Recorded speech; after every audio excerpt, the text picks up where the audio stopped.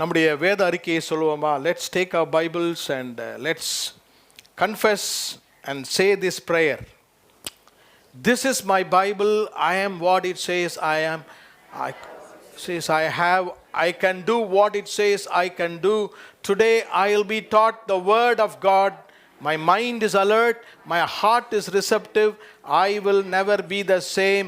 In Jesus' name. Amen. ஸ்தோத்திரம்.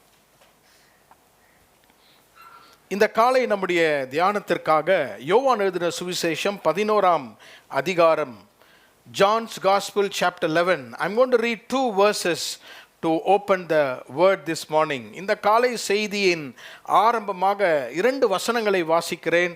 28ஆம் வசனமும் 32ஆம் வசனமும், verse 28 and verse 32. John's Gospel chapter 11 verse 28 and verse 32. 28ஆம் வசனமும் 32ஆம் வசனமும். இவைகளை சொன்ன பின்பு அவள் போய் தன் சகோதரியாகிய மரியாளை இரகசியமாய் அழைத்து, போதகர் வந்திருக்கிறார், உன்னை அழைக்கிறார் என்றாள். 32ஆம் வசனம். இயேசு இருந்த இடத்தில் மரியாள் வந்து அவரை கண்டவுடனே அவர் பாதத்தில் விழுந்து, ஆண்டவரே, நீர் இங்கே இருந்தீரானால் என் சகோதரன் மரித்திருக்க மாட்டான் என்றாள். Let me read that in English. John's Gospel chapter 11 verse 28. And when she had so said, she went her way and called Mary her sister secretly, saying, the master is come and calleth for thee. Verse 32. Then when Mary was come where Jesus was and saw him, she fell down at his feet, saying unto him, Lord, if thou hadst been here, my brother had not died. Praise the Lord. கர்த்தர் இந்த வசனங்களை, இந்த பகுதியை நமக்கு ஆசீர்வதிப்பாராக. 28ஆம் வசனத்தின் ஒரு பகுதியை வாசிக்கிறேன். Verse 28, one portion, the last portion of verse 28. 28ஆம் வசனத்தின் கடைசி பகுதி. போதகர் வந்திருக்கிறார், உன்னை அழைக்கிறார். போதகர் வந்திருக்கிறார், உன்னை அழைக்கிறார். கர்த்தருடைய நாமத்துக்கு ஸ்தோத்திரம். இந்த ஜூன் மாதத்திலே கர்த்தர் நம்முடைய சபைக்கு கொடுத்த வாக்குத்தத்தத்தின் ஒப்பனையாக இந்த வசனம் வருகிறது. இந்த மாதத்தின் வாக்குத்தத்தம் ஏசாயா 30ஆம் அதிகாரம் 20ஆம் வசனம். Isaiah chapter 30 and verse 20. அதையும் வாசிக்கிறேன். அதன் ஒரு பகுதியை வாசிக்கிறேன். உன் போதகர்கள் இனி ஒருபோதும் மறைந்திருக்க மாட்டார்கள். உன் கண்கள் உன் போதகர்களை காணும். Thine eyes shall see thy teacher. உன் கண்கள் உன் போதகரை காணும். Yes, the Lord. Mine eyes shall see my teacher. ஆண்டவராகிய இயேசு கிறிஸ்து தான் நமக்கு ஆண்டவர் கொடுத்த ஒரு போதகராக இருக்கிறார். Our Lord Jesus is a teacher given to us from heaven to teach us and to guide us in all our ways. யோவான் 11ஆம் அதிகாரத்திலே ஒரு அருமையான ஒரு குடும்பத்தையும் ஒரு வீட்டையும் குறித்து வாசிக்கிறோம். இந்த குடும்பத்திலே 3 நபர்கள் இருக்கிறார்கள். 2 சகோதரிகள், ஒரு சகோதரன். லாசரு அந்த சகோதரன். 2 சகோதரருடைய பெயர் மரியாள், மார்த்தாள். இந்த குடும்பத்தை இயேசு கிறிஸ்து அடிக்கடியாக வந்து சந்தித்தார். இந்த இல்லத்திலே கர்த்தர் தங்கினார். Jesus visited Bethany, particularly to this house. He stayed with them. இயேசு இந்த குடும்பத்தின் மேல் மிகவும் அன்பாய் இருந்தார். இயேசு இந்த குடும்பத்தை மிகவும் நேசித்தார். ஒரு நாள் ஒரு சந்தர்ப்பம் இந்த குடும்பத்திலே நடக்கிறது. அதை தான் இந்த 11ஆம் அதிகாரத்திலே வாசிக்கிறோம். இந்த குடும்பத்தில் இருந்த அந்த பிரதர் லாசரஸ் மிகவும் மரணத்துக்கு ஏதுவாக நோய்வாய்ப்படுகிறார். இவர்கள் இயேசு அந்த இடத்துல இல்லாமையால் இயேசுவுக்கு செய்தி அனுப்புகிறார்கள். they sent a message to Jesus. அந்த செய்தி எப்படி இருக்கிறது என்றால், உம்முடைய நீர் சிநேகிக்கிற லாசரு மிகவும் நோய்வாய்ப்பட்டிருக்கிறான். Lazarus whom you love is sick. இந்த செய்தி இயேசுவுக்கு வருகிறது. இதுதான் முதல் நாள். இயேசு இந்த செய்தியை கேட்கிறார், அமைதியாக இருக்கிறார். மறுபடியும் இந்த வேலைக்காரன் இரண்டாவது நாள் வீட்டுக்கு வருகிறார், வந்து சொல்லுகிறார். வந்து சொல்லும் பொழுது என்ன நடக்கிறது? லாசரு மரித்து போகிறான். இன்னும் ஒரு நாள் இயேசு தாமதிக்கிறார். வேதம் சொல்லுகிறது 4 நாளுக்கு பிறகு இயேசு புறப்பட்டு இந்த வீட்டுக்கு வருகிறார். இந்த வீட்டுக்கு அவர் நேசித்த, அவர் அன்பாக இருந்த இந்த வீட்டை நோக்கி ஆண்டவராக இயேசு வரும்பொழுது ஏற்கனவே லாசரு மரித்து லாசருவை அடக்கம் பண்ணிவிட்டார்கள். Already he is dead, he is buried 4 days. 4 நாட்கள் ஆகின்றன. ஆண்டவராகிய இயேசு கிறிஸ்து அந்த வீட்டை நோக்கி வரும்பொழுது 2 சகோதரிகள், ஒன்று மரியாள், ஒன்று மார்த்தாள். நாம் எப்போதும் வாசிக்கும் பொழுது மரியாளை குறித்து நாம் மேன்மையாக பேசுவோம். இயேசுவின் பாதத்திலே உட்கார்ந்தவள். அங்கு அநேகர் அவங்க வீட்டில் கூடியிருந்தார்கள். அந்த 2 சகோதரிகளையும் ஆறுதல் படுத்தும்படியாக அநேகர் வந்திருந்தார்கள். அவங்களாம் வந்து சொன்னாங்க, இயேசு வருகிறார். அங்கிருந்து ஓடின முதல் ஆள் மார்த்தாள். மார்த்தாள் ஓடி போய் இயேசுவை பார்த்து நீர் இருந்திருந்தால் என் சகோதரன் மரித்திருக்க மாட்டானே என்று சொல்லுகிறாள். இவளெல்லாம் பேசிவிட்டு ஓடி வந்து மரியாளிடம் சொல்லுகிற வார்த்தை தான் இன்றைக்கு நாம் அதை பார்க்க போகிறோம். இயேசு அதற்கு பிறகு வந்து லாசருவை மரித்தோரிலிருந்து உயிரோடு எழுப்புகிறார். இந்த சந்தர்ப்பம், இந்த இன்ஸ்டன்ஸை தான் இந்த 11ஆம் அதிகாரத்திலே வாசிக்கிறோம். நீங்கள் இதை புரிந்து கொள்ளும்படியாக உங்களுக்கு நான் இதை விவரித்து கூறினேன். இயேசுவை சந்திக்க ஓடின மார்த்தாள் இயேசுவை பார்த்துவிட்டு she is running back to the house. மறுபடியும் வீட்டுக்குள்ளாக வந்து மரியாளிடம் சொல்லுகிற வார்த்தை, இயேசு வந்திருக்கிறார் என்று சொல்லவில்லை. அவள் பயன்படுத்துகிற வார்த்தை 28ஆம் வசனத்திலே போதகர் வந்திருக்கிறார். The master, the teacher has come. போதகர் வந்திருக்கிறார், உன்னை அழைக்கிறார். 32ஆம் வசனத்திலே மரியாள் ஓடி இயேசுவை கண்டவுடனே அவர் பாதத்திலே விழுந்து ஆண்டவரே என்று இயேசுவை கண்டாள்.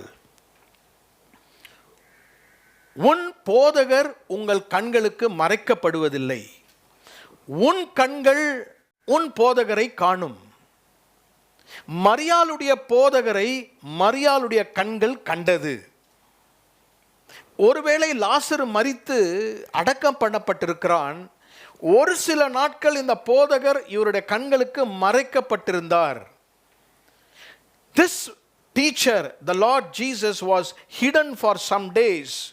ஆனால் இந்த போதகர் இவர்களை தேடி வந்திருக்கிறார். இவர்கள் கண்கள் அந்த போதகரை கண்டது. இந்த காலையிலே ஆண்டவர் நம்மை பார்த்து இன்ற காலையிலே கொடுக்கிற செய்தி, போதகர் உங்களை தேடி வந்திருக்கிறார், உங்களை அழைக்கிறார். The teacher, the master has come today and he calleth for you. He is calling you. வீட்டில் உட்கார்ந்திருக்கிற மரியாளே, போதராகிய இயேசு உன்னை தேடி வந்திருக்கிறார், உன்னை அழைக்கிறார். உன் கண்கள் உன் போதகரை காணும். கர்த்தருடைய நாமத்துக்கு ஸ்தோத்திரம். எதற்காக இந்த போதகர், this teacher has come in search of Mary and Martha? இதை தான் இன்றைய காலையிலே நாம் சிந்தித்து தியானிக்க போகிறோம். அந்த வீட்டிலே 2 சகோதரிகள் இருந்தார்கள். ஒரு சகோதரன், அந்த சகோதரனுடைய பெயர் லாசரு என்று நாம் வாசித்தோம். இந்த வீட்டிலே அவ்வளவு ஒரு சோகம், அவ்வளவு ஒரு வருத்தம், அவ்வளோ பெரிய ஒரு இருள் காணப்பட்டதனுடைய காரணம், they thought they lost their future. இந்த குடும்பத்திலே ஒரு எதிர்காலமாக இருந்தவர் தான் லாசரு. லாசரு தான் அவர்களுக்கு எதிர்காலம். Lazarus was their future. லாசரு அவளுக்கு ஒரு எதிர்காலமாக இருந்தால், லாசரு மரித்து விட்டால், லாசருவை அடக்கம் பண்ணி விட்டார்கள். Lazarus is dead, Lazarus is buried. வேறு வார்த்தையிலே இதை சொன்ன போனால், future is dead, the future is buried. எதிர்காலம் மரித்து விட்டது, எதிர்காலம் அடக்க பண்ணப்பட்டு விட்டது. மரியாளுக்கும் மார்த்தாளுக்கும் இருதயத்திலே ஒரு நம்பிக்கை, தன் சகோதரன் தான் எதிர்காலம். எதிர்காலம் மரித்து விட்டது, அது ஒரு நிலைமை. அந்த எதிர்காலம் மரித்த எதிர்காலம் புதைக்கப்பட்டு விட்டது. எனக்கு அன்பான சகோதர சகோதரிகளே, சபையாரே, போதகர் இதை எல்லாவற்றையும் அவர் அறிந்திருந்தவர்.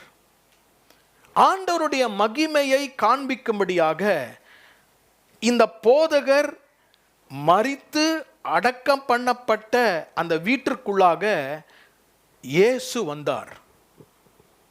நன்றாக இந்த சிந்தனையையும் இந்த ஆவிக்குரிய அர்த்தத்தையும் நாம் இந்த காலையிலே விளங்கிக் கொள்வோமாக. டு மேரி அண்ட் மார்த்தா, மரியாளுக்கும் மார்த்தாளுக்கும் என்ன சிந்தனை? எதிர்காலம் மரித்து விட்டது, எதிர்காலம் அடக்கம் பண்ணப்பட்டு விட்டது. ஆனால் போதகருடைய கண்ணோட்டம், the perspective of the teacher, இனிமேல் தான் அவளுக்கு எதிர்காலம் இருக்க போகிறது. இது எப்படிப்பட்ட எதிர்காலம் என்றால், சுகமாக்கப்பட்ட லாசரு அல்ல, மறுபடியுமாக உயிரோடு கூட வந்த லாசரஸ். ஒருவேளை லாசரு சுகவீனமாக இருக்கும் போது அவர் போயிருந்தால் சுகத்தை கொடுத்திருப்பார். ஆனால் இப்பொழுது இந்த போதகர் அவர்களை தேடி வரும்பொழுது சுகத்தை கொடுக்காமல் அவர் உயிர்த்தெழுதலை அந்த குடும்பத்திற்கு கொடுக்கிறார். இன்றைக்கு இந்த போதகர் உங்களுக்கும் எனக்கும் கொடுக்கிற ஒரு ஆசீர்வாதம் என்னவென்றால், he wants to bring back the buried future. எல்லாம் முடிந்து விட்டது, இனிமேல் இந்த சந்தர்ப்பம் எனக்கு நடக்குமா? என்னுடைய நம்பிக்கையும் என் எதிர்காலத்தோடு கூட புதைத்து விட்டேன் என்று ஒருவேளை நீங்கள் சொல்லலாம். எதிர்காலம் மரித்து புதைக்கப்பட்டு விட்டது, அதோடு கூட என் நம்பிக்கையும் போய்விட்டது. Even my hope is dead, my hope is buried. இயேசு அந்த குடும்பத்தை அவர் தேடி வருகிறார். நான் இந்த செய்திக்குள்ளாக போவதற்கு முன்பதாக ஒரு காரியத்தை சொல்லுகிறேன். ஆண்டவராகிய இயேசு கிறிஸ்து இந்த குடும்பத்தை நேசித்தார் என்றால் நேரத்துக்கு வரணும்னு அவசியம் இல்லை. ஆனால் எப்பொழுது வந்தாலும் அவர் அற்புதத்தை செய்வார். நிறைய பேர் என்ன யோசிக்கிறோம், நான் பைபிள் வாசிக்கிறேன், நான் ஜெபிக்கிறேன், நான் ஊழியம் செய்கிறேன், நான் இதை செய்கிறேன், ஆகவே கர்த்தர் எனக்கு செய்வார். அப்படி அவர் செய்வதல்ல. அவர் அவருடைய நேரத்திலே அவருடைய சித்தத்தின்படியாக நம்முடைய எதிர்காலத்தை ஆசீர்வதிப்பார்.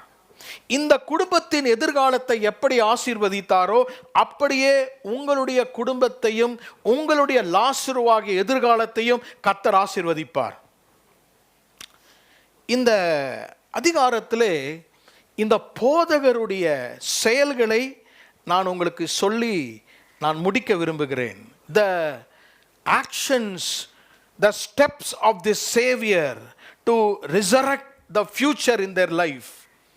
இந்த குடும்பத்திலே மரித்த எதிர்காலத்தை உயிர்ப்பிக்க இந்த போதகராகிய இயேசு எடுத்த படிகள், 3 படிகளை உங்களுக்கு நான் சொல்ல விரும்புகிறேன்.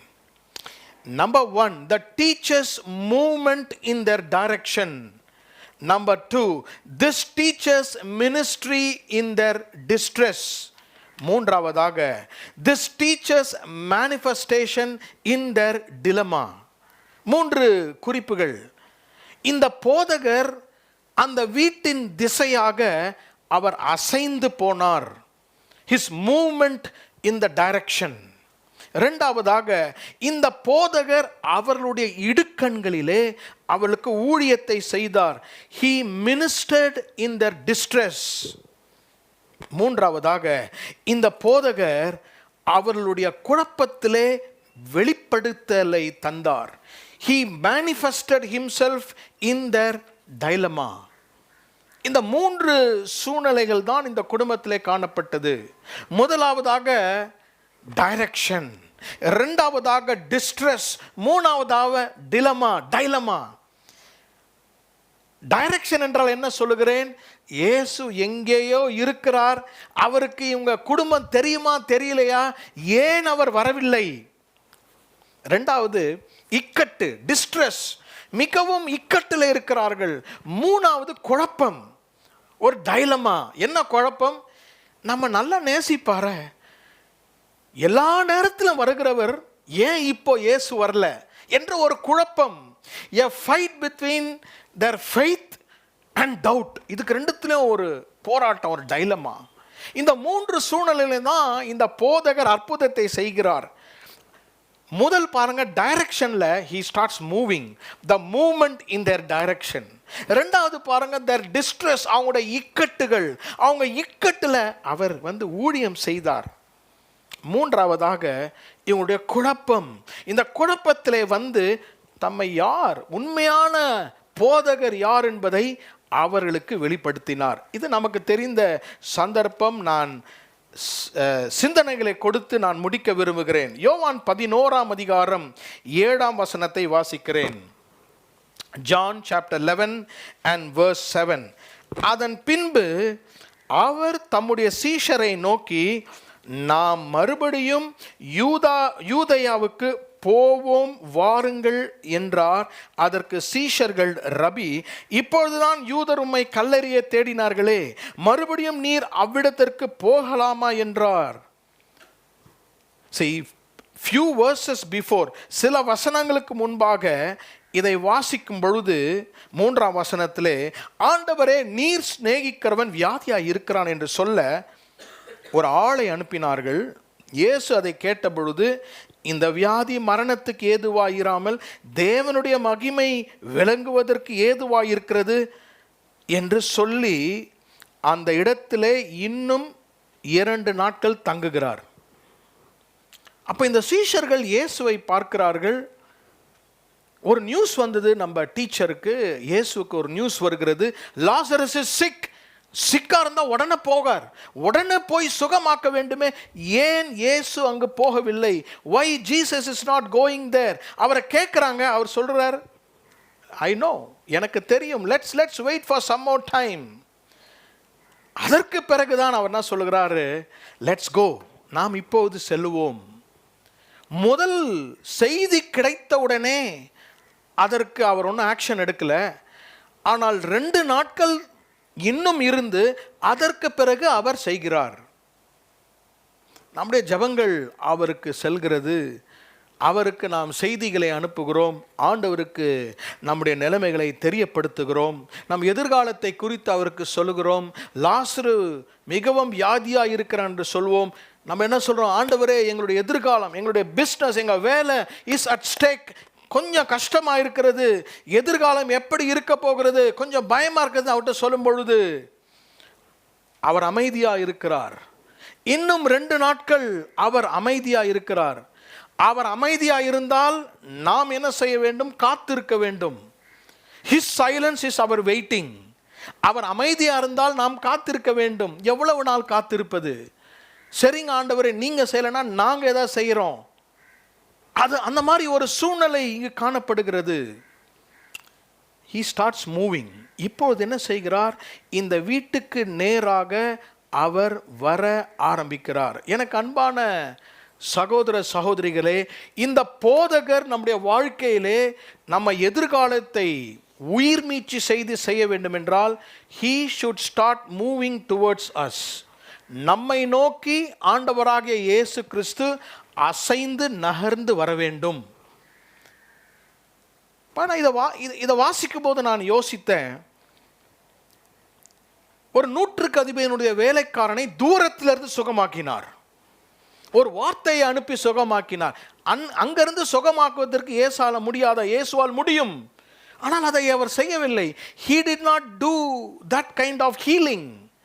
அவர் காத்திருந்தார், அவர் வெயிட் பண்ணினார். அப்படி என்றால் என்ன? The first thing I could see here is he moved with a forethought. முன் அறிவோடு கூட தான் அவர் அசைந்து செல்கிறார். he had forethoughts. அவருக்கு முன் அறிவு இருந்தது. அப்படி என்றால் என்ன? லாசரு வியாதிப்படுவான், லாசரு மரிப்பான், அதற்கு பிறகு இவர் போய் உயிரோடு கூட எழுப்பி ஆண்டவருக்கு மகிமையை கொண்டு வருவார் என்பதை இயேசு அறிந்திருந்தார். நல்லா கவனிங்க. இப்போ நம்ம சில முடிவுகள் எடுப்போம் பாருங்க. நம்ம சில தேர்வுகளை செய்வோம். எப்படி? சூழ்நிலை வந்தால்தான் அதை செய்வோம். அப்படிதானே? சூழ்நிலைக்கு ஏற்றவாறு நாம் நம்முடைய திட்டங்களை மாற்றி சூழ்நிலைக்கு ஏற்றவாறு நாம் அதை கையாண்டு கொண்டு வாழ்வோம். வந்தால் நம்ம பார்த்து கொள்ளலாம் என்று நாம் யோசிப்போம். ஆண்டவராகிய இயேசு கிறிஸ்து சூழ்நிலை வரும்போது டெசிஷன் எடுக்கிறது இல்லை. இதெல்லாம் அவருக்கு முன்பதாகவே தெரியும். he knows everything before. he has all forethoughts. அவர் எல்லாவற்றையும் அறிந்தவர்.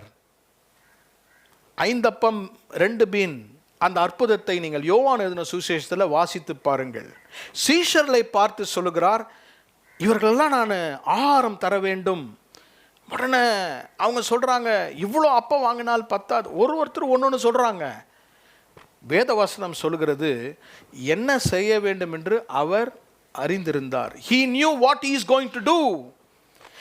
லாசனுடைய சூழ்நிலையிலே அவன் மரித்து விடுகிறான், எதிர்காலம் மறிக்கப்படுகிறது. ஆனாலும் இந்த போதகர் என்ன செய்ய வேண்டும் என்று சூழ்நிலையிலே அறிந்து கொள்கிற தேவன் அல்ல, முன்பதாகவே எல்லாவற்றையும் முன் அறிகிற தேவன். நான் சொல்லுது விளங்குதுங்களா? ஒரு படி நான் சொல்கிறேன், நீங்கள் புரிந்து கொள்ளுங்கள். நீங்கள் ஜெபிக்கிறதுனால தான் இதெல்லாம் நடக்குதுன்னு நினைக்கிறீங்க. அப்படி அல்ல. ஆண்டவர் நம்முடைய வாழ்க்கையை ஆசீர்வதித்து வைத்திருக்கிறார். அதை அறிந்து கொள்ள நாம் ஜெபிக்கும் பொழுது இருதயம் பக்குவப்படுகிறது. இந்த இருதயத்தை ஜெபத்தினால் கர்த்தர் ஆயத்தம் பண்ணி ஆசீர்வாதத்தை பெற்றுக்கொள்ள நமக்கு கிருபை செய்கிறார். he knows everything what is going to happen. he knows when he is going to move. இந்த போதகர் எப்பொழுது அந்த வீட்டுக்கு போக வேண்டும் என்பதை நன்றாக அறிந்திருந்தார். ரெண்டாவது பாருங்க, his movement was not only about his forethoughts, he moved with a focus. ஒரு குறிக்கோடு கொடுக்க, ஒரு திசை திருப்பாமல் ஆண்டவராக இயேசு கிறிஸ்து அன்றைக்கு அவர் கடந்து செல்கிறார். he knew, he was very focused. அந்த வீட்டிற்கு செல்ல வேண்டும். அங்கு போய் அவர் அவங்களுக்கு மறுபடியுமாக லாசருவை எழுப்ப வேண்டும் என்ற ஒரு நல்ல தெளிவு அவருக்கு இருந்தது. அப்படி என்றால் என்ன? ஆண்டவருக்கு நம்முடைய சூழ்நிலை நல்லா தெரியும், அதோடைய டீட்டெயில்ஸ் தெரியும், அதோடைய பக்குவங்கள், அதோடைய நெளிவு சுழிவுகள் எல்லாம் கர்த்தருக்கு தெரியும். அந்த நேரத்தில் அவர் மிகவும் தெளிவாக நம்மை நோக்கி வருவார். இந்த வீட்டை நோக்கி அவர் வருகிறார். யாரும் அவருக்கு எந்த வீட்டுக்கு போகணும்னு சொல்லணும்னு அவசியம் இல்லை. அவருக்கு ஒரு பர்சனல் அசிஸ்டன்ட் தேவையில்லை. he does not need anybody. he started moving in their direction with a forethought. முன் அறிவோடு கூட he started moving with a focus. எங்கு போகிறார், என்ன செய்கிறார் என்பதை அவர் அறிந்திருந்தார். he started moving with familiarity. இந்த வீட்டை நன்றாக அறிந்திருந்தார். பெத்தானி என்ற இடத்தை அவர் நன்றாக அறிந்திருந்தார். he knew how to come late, he knew how to come early. இப்போ நம்ம தான் ஆண்டவருடைய ஸ்பீடோமீட்டரை ஸ்பீட் பண்ணுறோம். அவர் ஸ்பீடோமீட்டர், அவருடைய இதெல்லாம் நம்ம ஒன்றும் அட்ஜஸ்ட் பண்ண முடியாது. அவர் சித்தப்படி அவருடைய நேரத்திலே அந்தந்த காலத்திலே அதிரதின் காரியங்களை நேர்த்தியாக செய்து முடிப்பார். நாம் அவரை ஃபேஷன் பண்ணணும், அவரை ஸ்பீட் பண்ணணும் அவசியமே இல்லை. அவர் தகுந்த நேரத்தில் இந்த குடும்பத்துக்கு நேராக he started moving in their direction. இவங்க ஒரு ஆள் அனுப்புனாங்க. அந்த ஆள் ஏதோ சொல்லியிருப்பார், எல்லாம் முடிந்தது உட்கார்ந்துருக்கிறாங்க. ஆனால் இயேசுவுக்கு எந்த டைரக்ஷனில் அவர் மூவ் பண்ணணும்னு அவருக்கு தெரியும்.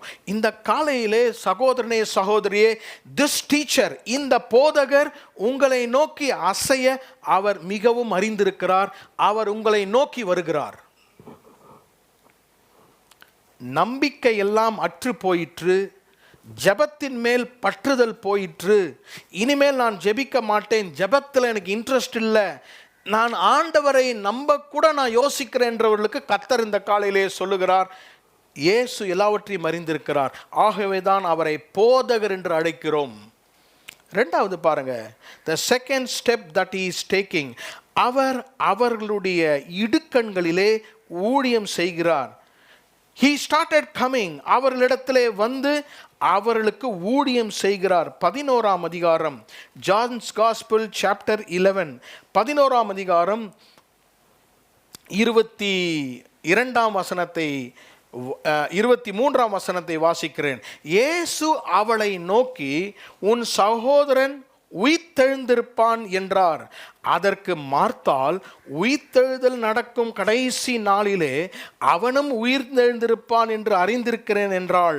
இயேசு அவளை நோக்கி, நானே உயிர்த்தெழுதலும் ஜீவனமாயிருக்கிறேன், என்னை விசுவாசிக்கிறவன் மரித்தாலும் பிழைப்பான்.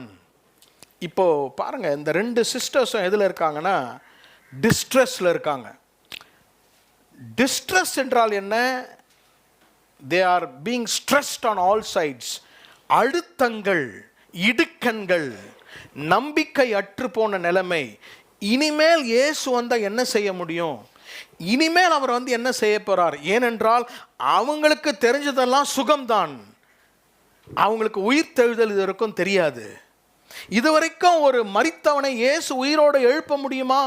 என் சகோதரன் மரித்து விட்டான், 4 நாளாகி அவன் அடக்கம் பண்ணப்பட்டிருக்கிறான். Jesus is coming. இயேசு வருகிறார். இவங்க வீட்டில் ஃபுல்லாக கூட்டம் இருக்கிறது. லாசரஸ் உடைய வீடு அடக்கம் பண்ணி விட்டார்கள். இவங்க வீடு ஃபுல்லாக யாரெல்லாம் இருக்கிறாங்க தெரியுங்களா? ஆறுதல் படுத்துகிறவர்கள். There were many people in that house who have come to comfort them. நிறைய டிஷ்யூ பேப்பர்ஸ், கண்ணு துடைக்கிறதுக்கு. அழுவாதீங்க, நான் கேள்விப்பட்டேன், அப்படி ஆச்சா? இவங்க பார்த்துருப்பாங்க. நீங்களாம் எதுக்கு வந்தீங்க? இயேசு ஒருத்தர் வந்தால் போதும். நீங்களாம் வந்து எங்களுக்கு என்ன ஆறுதல் படுத்த முடியும்? எங்களுடைய எதிர்காலமே போயிடுச்சு, ஆனால் இயேசு வரணும் எங்களுக்கு, அதுதான் எங்களுடைய எக்ஸ்பெக்டேஷன். நம்மளை மாதிரி இல்லைன்னா என்ன மாதிரி ஒருத்தர் இருந்தால் என்ன சொல்லியிருப்பாங்கன்னா, வந்து சாப்பாடு போட்டிங்க, அவருக்கு நல்லா சாப்பிட்டுட்டு போனார், ஆபத்தில் வரல பாருங்க, இவரையா நீங்கள் நம்புறீங்க? அவங்க என்ன சொல்லியிருப்பாங்கன்னு தெரியல, நீங்கள் என்ன சொல்லுவீங்கன்னு தெரியல. பாவம், பரவாயில்ல, சாப்பிட்டு போனார், வரட்டும், பார்த்துக்கலாம், அப்படி சொல்லுவோமான்னு தெரியல. இயேசு இன்னும் வரவில்லை. இவங்கெல்லாம் அவங்கள ஆறுதல் படுத்தி கொண்டிருக்கார்கள். திடீரென்று ஒரு செய்தி வருகிறது அவங்க இக்கட்டில். Jesus is coming. இயேசு நடந்து உங்கள் வீட்டுக்கு நேராக வந்திருக்கிறார். இயேசு வராருன்னு ரொம்ப சந்தோஷப்படுற ஆள் யாருன்னா மரியாள் தான். ஏன்னா இயேசு வந்துட்டார்னா பாதத்திலே உட்கார்ந்து நன்றாக இயேசுவனுடைய வார்த்தைகளை போதகரிடத்திலிருந்து கேட்டுக்கொண்டிருந்தவள் யார்? மரியாள் தான். இயேசுவின் பாதத்தை தன்னுடைய இல்லையா தைலத்தால் ஊற்றி கழுவின இந்த மரியாள். ஆனால் இயேசு வராருன்னு சொன்ன உடனே மரியாள் எழுந்து போகவில்லை. என்ன நினச்சிருப்பாங்கன்னா, அதான் பாருங்க, அந்த டிஸ்ட்ரெஸ், அந்த இக்கட்டு. அன்னைக்கு என்னென்னமோ சொன்னார், எல்லாம் பிரசங்கெல்லாம் பண்ணார், பிரசங்கத்தின்படி அவர் இன்னும் செய்கிறதில்லை, சும்மா அவர் சரி வரட்டும் பார்க்கலாம். அவ்வளோ ஒரு மனதில் சந்தேகம், நம்பிக்கை இல்லாத, மிகவும் துக்கத்தோடு கூட வீட்டில் உட்கார்ந்துருக்கிறாள். ஆனால் மார்த்தாள் எழும்பி ஓடுகிறாள். 11ஆம் அதிகாரம் பாருங்க, வேர்ஸ் எந்த வசனம் அது? 12ஆம் வசனத்தை வாசிக்கிறேன். அதற்கு அவருடைய சீஷர்கள், ஆண்டவரே, நித்திரைந்திருந்தால் சுகமடைவான் என்றார்கள். அப்படியே நீங்கள் வாசித்தீங்கன்னா 17ஆம் வசனம், இயேசு வந்தபோது அவன் கல்லறையில் வைக்கப்பட்டு 4 நாளாயிற்று என்றால், பெத்தானியா ஊர் எருசலேமுக்கு சமீபமாய் ஏறக்குறைய 2 மைல் தூரமாய் இருந்தது. 20ஆம் வசனம், இயேசு வருகிறார் என்று மார்த்தாள் கேள்விவிட்ட போது அவருக்கு எதிரே கொண்டு போனால், மரியாளோ வீட்டிலே. நம்மனா யோசிப்போம், யாருக்கு நிறைய விசுவாசம் இருக்கும்? சிஸ்டர், பிரதர், நீங்கள் தானே ஜெபம் பண்ணுறீங்க, உங்களுக்கு தானே விசுவாசம் இருக்கும். அவங்களுக்கு 0 ஃபெய்த்து. எங்கே ஜெபம் எல்லாம் போச்சு தெரில. ஆனால் யார் ஓடுறது? இயேசு வந்த உடனே சமையல் செஞ்சு இருந்தவங்க, இயேசுக்காக எல்லாத்தையும் ஆயத்த பண்ணி விடுறான். மார்த்தாள் ஓடுகிறாள், அவ இயேசுவை நோக்கி அங்கு ஓடுகிறாள். சரி, இவள் ஓடுகிறாள், இவளுக்கு இருக்கிற ஸ்ட்ரெஸ்ஸை இது பண்ணோன்னு இயேசுவை பார்க்கணும் ஓடுறா. ஒருத்தி வீட்டில் உட்காந்துருக்கிறா. இந்த அதிகாரத்தில் 21 and 32 21-32 நீங்கள் வாசித்தீங்கன்னா, நான் வாசிக்கிறேன் 21. இயேசுவினிடத்தில் வந்து, ஆண்டவரே, நீர் இங்கே இருந்தீரானால் என் சகோதரன் மரித்திருக்க மாட்டான். 32, ஆண்டவரே, நீர் இங்கே இருந்தீரானால் என் சகோதரன் மரித்திருக்க மாட்டான். verse 21 யார் சொல்றது? மார்த்தாள். verse 32 யார் சொல்றது? மரியாள். அப்பனா என்ன அர்த்தம்? ரெண்டு பேரும் வேற வேற இடத்துலன்னு சொல்றாங்கன்னா, இவங்க ஒன்னா இருக்கும்போது இதான் பேசிட்டு இருந்தாங்க. ச்சே, இவர் இருந்திருந்தா நம்ம பிரதர் செத்துருக்க மாட்டான், இவர் இருந்திருந்தா இது நடந்திருக்காது. இதுதான் அவங்க பேசிட்டே இருந்தாங்க. இயேசுவை பார்த்தோன்னா அவங்க முதல் சொன்னது அதுதான். அப்போ இவங்க அவ்வளோ இக்கட்டில் இருக்கிறாருங்க. அவங்க வாயில வந்து இயேசுவை நோக்கி அவங்க பேசுறாங்க. அவங்க இக்கட்டில் இயேசு அவர்களுக்கு ஊழியம் செய்கிறார். இதை தான் உங்களுக்கு சொல்ல விரும்புகிறேன். இந்த டீச்சர், இந்த போதகர் இவர்களுக்கு எப்படி அவங்க இக்கட்டிலே அவர்களுக்கு உதவியாக ஊழியம் செய்தார். How did Jesus minister to these two sisters? ரெண்டு சகோதரிகளுக்கு, எதிர்காலத்தை இழந்து நம்பிக்கை இழந்திருக்கிற சகோதரிகளுக்கு இயேசு எப்படி ஊழியம் செய்தார்? முதலாவதாக, he saw their pain. அவங்களுடைய மன வலியை இயேசு கண்டார். he saw their pain. இரண்டாவதாக, he shared with their pain. அவங்களுடைய மன வலிமையிலே தம்மை கலந்து கொண்டார். he shared his pain. மூன்றாவதாக, he strengthened them in their pain. அவங்களுடைய மன வலியிலே அவருடைய விசுவாசத்தை பலப்படுத்தினார். இதுதான் அவர்களுக்கு செய்த ஊழியம். இயேசு அங்கு வரும்பொழுது, நீர் இங்கே இருந்திருந்தால் என் சகோதரன் மரித்திருக்க மாட்டான்.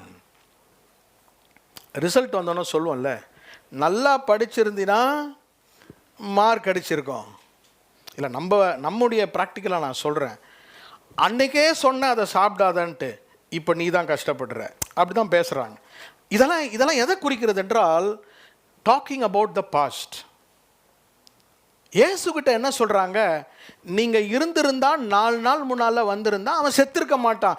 they were just talking about the past. கடந்த காலத்தை சொல்லியே அவங்க இருக்கிறாங்க. ஒருவேளை இயேசு வரலன்னு வச்சுக்கோங்க, இயேசு வரல, லாசர் உயிரோடு எழும்பலன்னு வச்சுக்கோங்களேன், வாழ்க்கை ஃபுல்லாக என்ன சொல்லியிருப்பாங்க? அவர் வந்திருந்தா.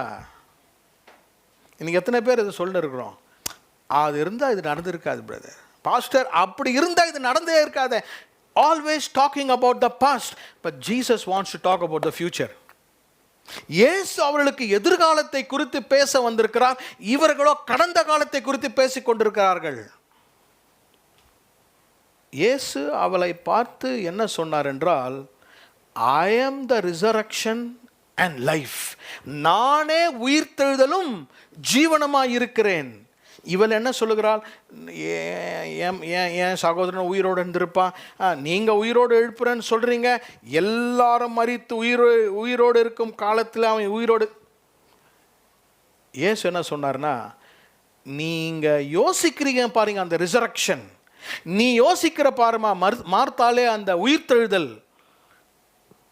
I am the resurrection. உனக்கு முன்பாக நின்று கொண்டிருப்பது உயிர்த்தெழுதல். The Godhood, தெய்வீகம் அவளுக்கு முன்பாக நின்று கொண்டிருந்தது.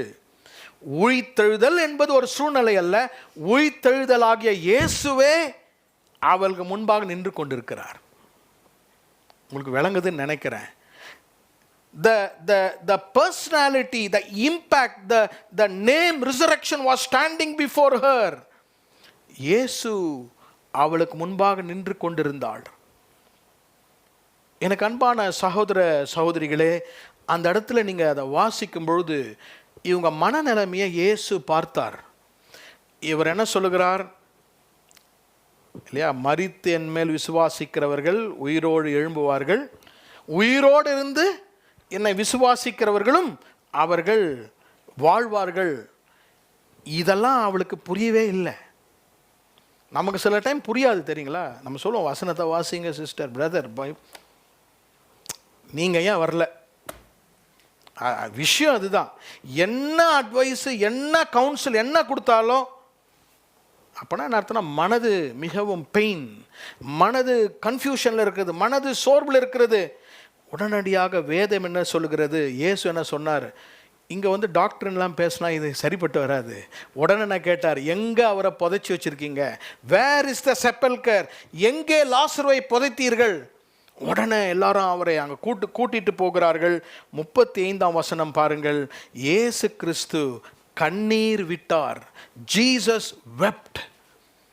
எல்லா இடத்துலையும் இயேசு அவர் கண்ணீர் விடுவதில்லை. அவர் கண்ணீரை எல்லாருக்கும் வேஸ்ட் பண்ண மாட்டார். இந்த குடும்பத்திற்காக அவர் he was sharing their pain. இப்போ நம்ம அழுதுகிட்டே இருக்கும்பொழுது, நம்ம ரொம்ப துக்கமாக இருக்கும்போது நம்ம பக்கத்தில் உட்காந்து சிரிச்சாங்கன்னா நம்ம என்ன செய்வோம்? They are not sharing the pain with us. Jesus wept with them. வேதம் சொல்லுகிறது 33ஆம் வசனம், அவள் அழுகிறதையும் அவளோட கூட வந்த யூதர்கள் அழுகிறதையும் இயேசு கண்டபோது ஆவியிலே கலங்கி துயரமடைந்து அவனை எங்கே வைத்தீர்கள் என்றார். ஆண்டவரே வந்து பாரும் என்றார்கள். இயேசு கண்ணீர் விட்டார். Jesus started shedding tears. He shared the pain with them. உடனடியாக இயேசு அதை பார்த்தார். அவளோடு கூட அந்த கஷ்டத்தை அனுபவித்தார். இப்போது என்ன பண்ணுகிறார்? அவர்களை பலப்படுத்துகிறார். He strengthened them.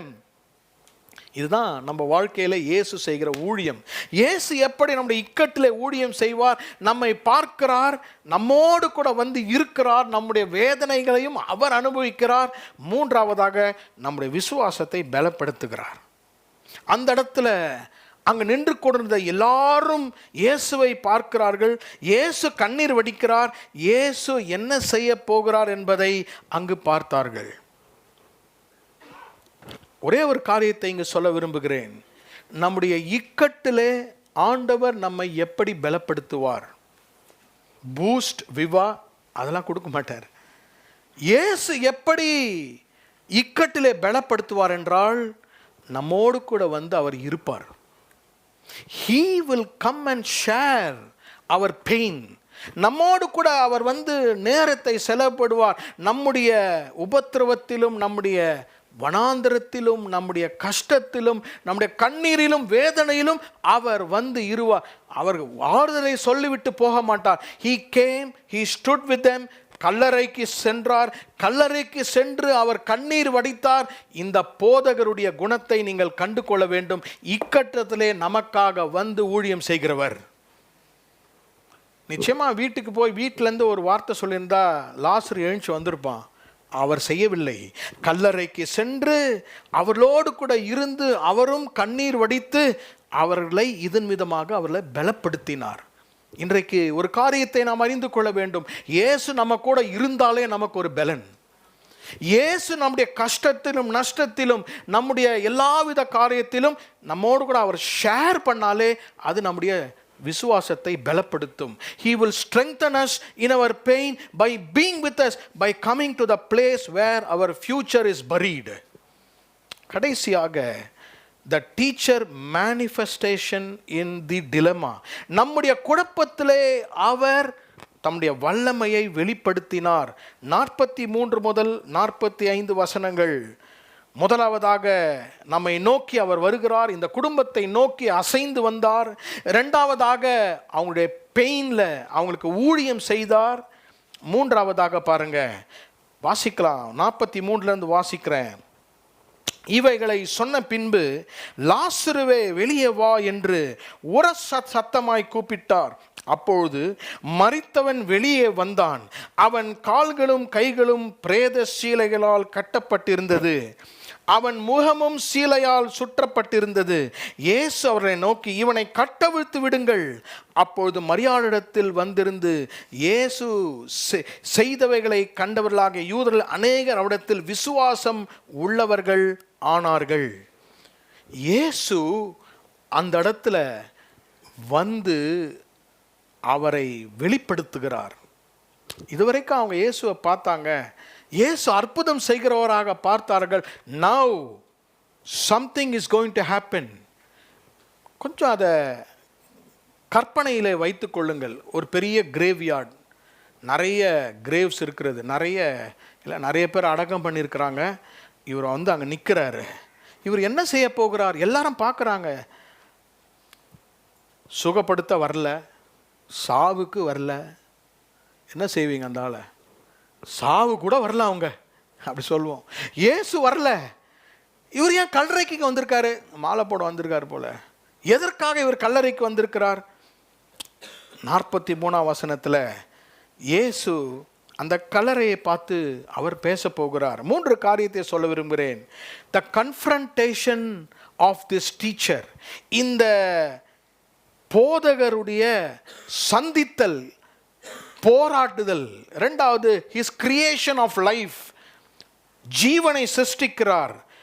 3வது, the completion of the miracle, கர்த்தர் எதிர்காலத்தை அழகாக முடித்து கொடுக்கிறார். உங்களுக்கு நான் சொல்ல விரும்புகிறேன், இயேசு கிறிஸ்து அந்த கல்லறையில் நின்று கொண்டு என்ன செய்கிறார்? பிதாவை பார்த்து ஜெபிக்கிறார். 41ஆம் வசனம், மரித்தவன் வைக்கப்பட்டிருந்த கல்லை எடுத்து போட்டார்கள்.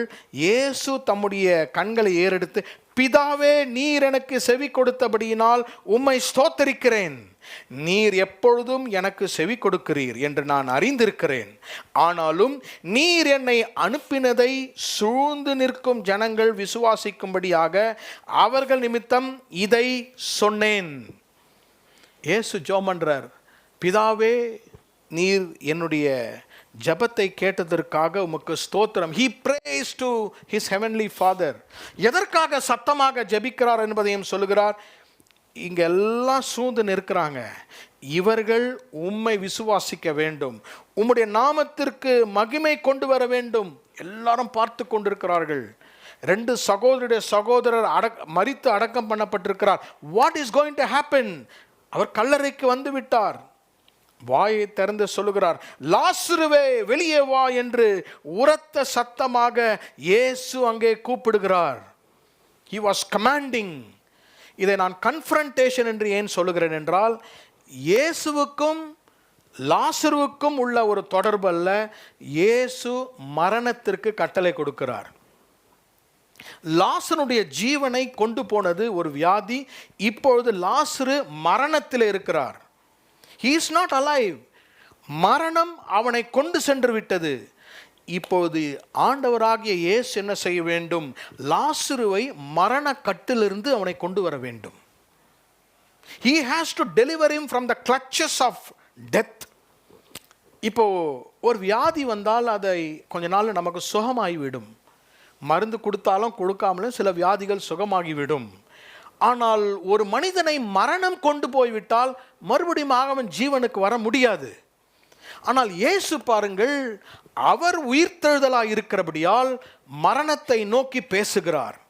லாசருவே வெளியே வா என்று சொல்லும்பொழுது லாசருவை பார்த்து சொல்லாமல் லாசருவுக்கு பின்பாக இருந்த அந்த மரணத்தை நோக்கி அவர் பேசுகிறார். மரணத்தின் கூரை பார்த்து பேசுகிறார். He is looking at death. He is looking at the grave and talking. எவ்வளவு வல்லமையுள்ள வார்த்தைகள். நம்ம எதிர்காலம் முடிஞ்சிடுச்சு, நான் செய்ய வேண்டிய வயது முடிந்து விட்டது, அப்போ படித்திருக்கணும், அப்போ இதை செய்திருக்கணும், everything is over, it cannot be redeemed என்று நம்ம சொல்லலாம். இயேசு என்ன செய்கிறார்? He can command something that is dead and buried to come back to life. மரித்து அடக்கம் பண்ணப்பட்டதை மறுபடியுமாக கொண்டு வருவதற்கு இந்த போதகர் ஒருவருக்கே பலன் இருக்கிறது. He was confronting with death. மரணத்தோடு கூட போராடி, லாசருவே வெளியே வா, வெளியே வான்னு சொன்னா எல்லா டெட் பாடியும் வந்துட்டு இருக்கோம்.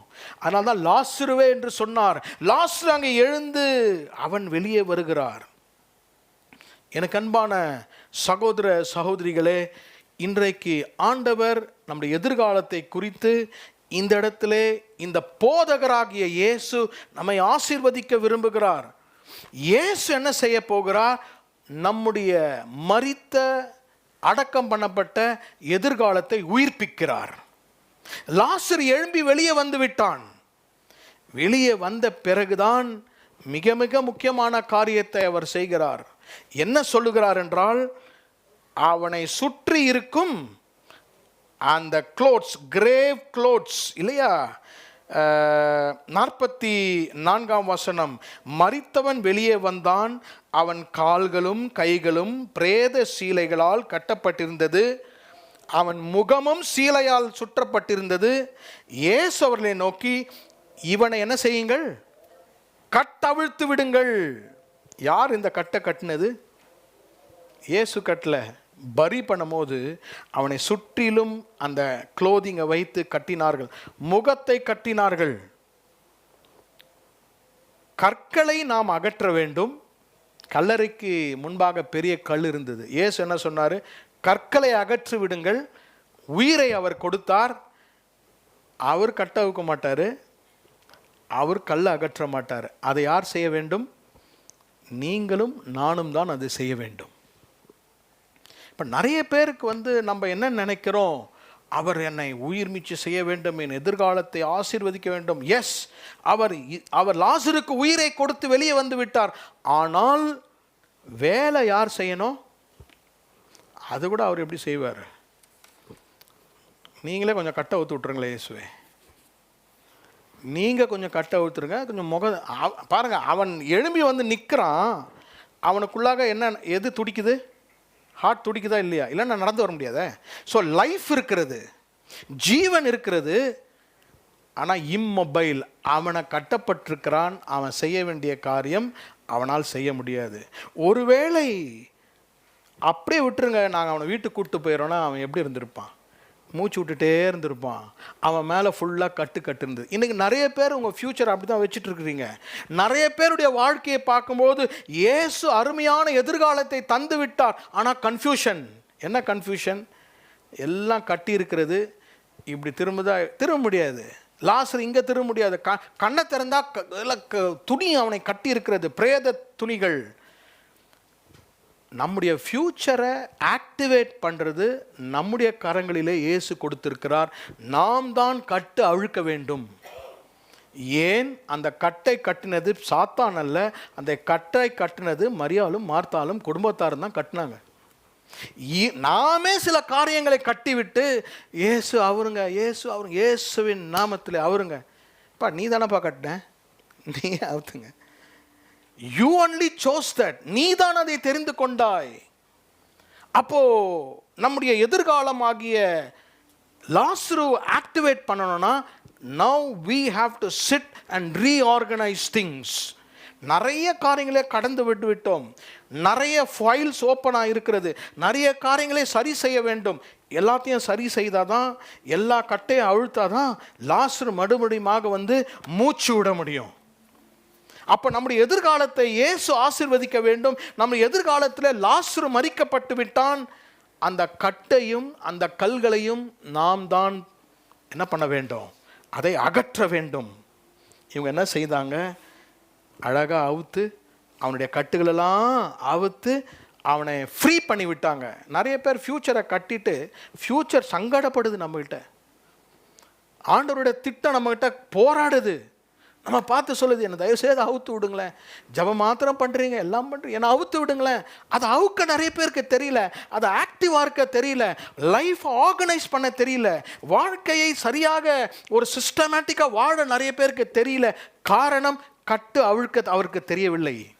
12ஆம் அதிகாரம் 3ஆம் வசனத்தை வாசிக்கிறேன், 2ஆம் வசனத்தை வாசிக்கிறேன். அங்கே அவருக்கு ராவிருந்து பண்ணினார்கள். மரித்தால் பணிவிடை செய்தால் லாசருவும் அவருடனே கூட பந்தி இருக்கிறவர்கள் ஒருவனாயிருந்தான். கிரேவ்ல துணிகளால் கட்டப்பட்டிருந்த லாசரு இப்போ எங்கே உட்காந்துருக்கிறாரு? இயேசுவோட டைனிங் டேபிளில் உட்கார்ந்து அவங்க சிஸ்டர் சமைச்ச சாப்பாடை இயேசுவோடு கூட சாப்பிட்டு கொண்டிருக்கிறார். He was released, his future was released. அவருடைய எதிர்காலம் கட்டவிழ்க்கப்பட்டது. போதகராகிய இயேசு இன்றைக்கு நம்முடைய எதிர்காலத்தை நமக்கு தருகிறார். நாம் கட்டவிழ்க்க வேண்டும். அதை சரி செய்யும் பொழுது நம்முடைய லாசரஸ் என்ன செய்வார்? he will go and not fast, he will feast. Your future will never fast, your future will feast on the dining table with Jesus. இயேசுவோடு கூட உட்கார்ந்து கர்த்தர் உங்கள் எதிர்காலங்களை கர்த்தர் ஆசீர்வதிப்பார். ஆமேன். அதை நன்றாக இன்றைக்கு கற்றுக்கொள்ள வேண்டும். என் எதிர்காலம் எப்படி இருக்கிறது, கர்த்தர் எப்படிப்பட்ட எதிர்காலத்தை கர்த்தர் எனக்கு தந்திருக்கிறார், அதை நான் எப்படி அவரோடு கூட இருந்து நான் திட்டமிட்டு செய்ய வேண்டும். அநேகருக்கு ஆண்டவர் இதை படிப்பித்து தருவாராக. எதெல்லாம் கட்டி வச்சிருக்கிறீங்களோ, எந்தெந்த காரியங்களெல்லாம் நீங்கள் சரியாக செய்ய வேண்டுமோ அதை முதலாவதாக சரி செய்ய வேண்டும். அப்பொழுதுதான் லாசரஸை கிரேவ்லேருந்து வீட்டுக்கு கொண்டு போக முடியும். இல்லைனா கிரேவில் வச்சுட்டே இருக்க வேண்டியது தான். அவன் அங்கேயே மூச்சு முட்டி திரும்பி செத்துருவான். நிறைய பேருடைய எதிர்காலத்தை அவர் மீட்டு கொடுத்தார், நான் பார்த்துருக்குறேன். அவங்க கட்ட அழுக்காமல் மூச்சு முட்டி அந்த எதிர்காலம் செத்துடுச்சு. எங்கே செகண்ட் பரியலே பண்ணிட்டு வந்துட்டாங்க லாசரஸை. இல்லை இல்லை, இன்னைக்கு நீங்கள் தான் அந்த கட்டுகளை அழுக்க வேண்டும். இயேசு உங்களுக்கு ஜீவனை தருவார். இந்த போதகர் அங்கு வந்தார், போதகர் வந்து விட்டார். இன்றைக்கு நான் சொல்லுகிறேன், உங்கள் கண்கள் இந்த போதகர்களை காணும். Your eyes shall see the teacher. எழுமி நின்று